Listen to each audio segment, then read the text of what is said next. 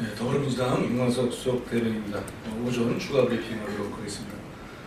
대통령 대리인단은 마지막 변론마저 궤변과 막말로 날리지 말기 바랍니다. 2달여간 이어져온 헌법재판소의 대통령 탄핵심판 변론이 오늘 종결됩니다. 그러나 자진 출석 의사를 내비쳐왔던 박근혜 대통령은 결국 출석하지 않기로 했습니다. 애초에 헌재에 탄핵심판 지연에만 목적이 맞춰져 있었던 것인 만큼 당연한 일인지도 모르겠습니다. 결국 대리인단은 이를 빌미로 변론 기일을 사흘이나 미뤘습니다. 박근혜 대통령은 처음부터 헌재에 나올 생각이 없었습니다. 대통령은 검찰 조사도 특검 대면 조사도 다 말뿐이었습니다. 자신의 출석을 빌미로 국민들을 우롱하고 심판기일, 변론기일을 연결했던 것입니다. 박 대통령이 국정농단의 주범임을 증명하는 수많은 증인과 증거가 있는데 어떻게 헌재에 떳떳이 나올 수 있겠습니까? 마지막까지 자신의 잘못을 부정하며 국민을 우려하는 박 대통령의 행태에 다시 한번 개탄을 금할 수 없습니다. 그러나 이제 거짓과 궤변 그리고 막말로 헌재 재판정을 진흙탕으로 만들었던 대통령 대리인단의 변론도 오늘로 끝이 납니다. 대통령 대리인단은 역사적 법정에서 마지막 변론의 기회마저 궤변과 막말로 일관하는 우를 범하지 말기를 바랍니다. 대리인단의 행태를 역사가 기록하고 국민들이 기억할 것입니다. 아울러 헌재 탄핵 심판을 거부하려는 비열한 행동을 마지막까지 획책하고 있다면 그 또한 중단하기 바랍니다. 더 이상 국민을 분열시켜서는 안 됩니다. 헌재의 탄핵 심판은 마지막 단계에 들어섰습니다. 헌재는 공정하고 신속한 평의를 통해 대통령 탄핵을 하루빨리 결정해 주길 바랍니다. 헌재 법과 제도를 무시하는 대통령에게 법과 제도의 무서움을 보여주고 박근혜 대통령으로부터 시작된 혼란을 국민을 위해 종결해 줄 것을 진심으로 호소합니다. 우병우 전 민정수석이 재리 시절 엄명 휴대전화로 검찰 간부 등 사정라인 관계자들과 2000여 차례 걸쳐 연락을 주고받은 정황이 특검 수사를 통해 드러났다고 합니다. 특히 지난해 7월에서 10월 사이에 법무부 검찰 간부와 연락한 횟수가 최소 수백 차례이고 10월 국정농단 사건이 불거진 이후에도 검찰 간부들을 접촉했을 가능성이 의심된다고 합니다. 박근혜 정부의 민정수석이 측근의 발화와 비리를 사정하는 것 대신 국정농단과 헌정 파괴에 앞장선 대통령만을 보호하는 1인 호위무사를 자처했더니 참으로 개탄스럽습니다.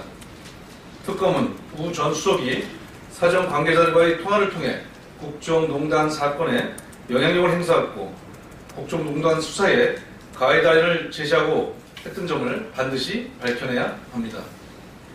그러나 특검은 황교안 대행의 수사기간 연장 거부, 227 역사적 만행으로 결국 수사를 중단해야 할 처지에 놓였습니다.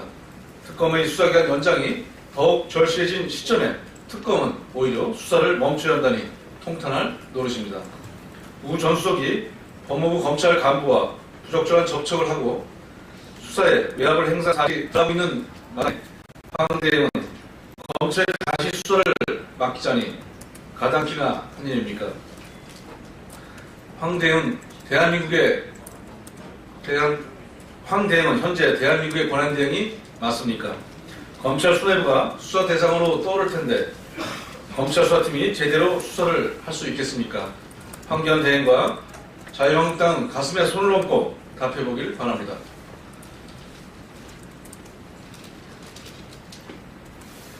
탄핵당한 박근혜 정부는 더 이상 사드 배치 문제를 밀어붙이지 말고 자중하기 바랍니다. 롯데그룹은 오늘 이사회를 열고 경북 성주에 보유한 성주 골프장을 사드 부지로 내줄지 여부를 결정할 예정입니다. 2월에 마지막 날을 하루 앞두고 마지못해 비공개 이사회를 연 롯데그룹의 곤란함을 충분히 짐작합니다. 그러나 후회할 결정은 하지 말기를 바랍니다. 가뜩이나 어려운 경제 상황에서 민간 기업에 중국의 경제보복 칼바람을 맞으라고 떠미는 정부의 행태는 매우 부적절합니다. 박근혜 정부는 어디까지 국가경제에 해악을 끼치고 얼마나 더 기업과 국민들에게 피해를 입혀야 직성이 풀리겠습니까? 대통령 탄핵으로 곧 임기가 끝날 박근혜 정부가 왜 이렇게까지 사드 배치 문제에 속도를 내지 못해 안달인지 이해할 수가 없습니다. 당초 연내 배치하겠다는 것을 5월로 당긴 이유가 혹시 조기 대선이 치러질 것이라는 정략적 판단 때문이라면 매우 부적절합니다. 불질러놓고 도망가겠다는 것이 아닐 수 없습니다. 국민들로부터 탄핵당한 박근혜 정부는 민감한 국방, 외교, 안보 사안을 컨트롤할 권한과 자격을 상실했습니다. 특히 사드 배치같이 중세에 대한 문제는 차기 정부의 이행에 총체적으로 신중한 논의를 거쳐 결정해야 함이 마땅합니다. 국방부는 더 이상 나라를 혼란에 빠뜨리지 말고 롯데와 진행한 협상 과정과 내용 일체를 공개할 것을 촉구합니다. 위안부 문제에 대해서 말씀드리겠습니다. 일본 정부가 소녀상 이전 전에 대사 귀임은 없다며 배짱을 부리고 있습니다. 더욱이 우리 정부는 일본 정부의 배짱의 안절부절이 참으로 개탄스럽습니다. 외교부는 국제관계 속에서 국가와 국민의 이익을 대변해야 할 조직입니다. 그런데 외교부는 거꾸로 일본의 입장을 우리 국민에게 강요하고 있습니다. 누가 가해자이고 누가 피해자인지 정부는 답해보기 바랍니다. 왜 가해자인 일본이 배짱을 부리고 우리 정부는 일본의 굴욕적인 태도를 계속 취하는지 국민은 의아합니다.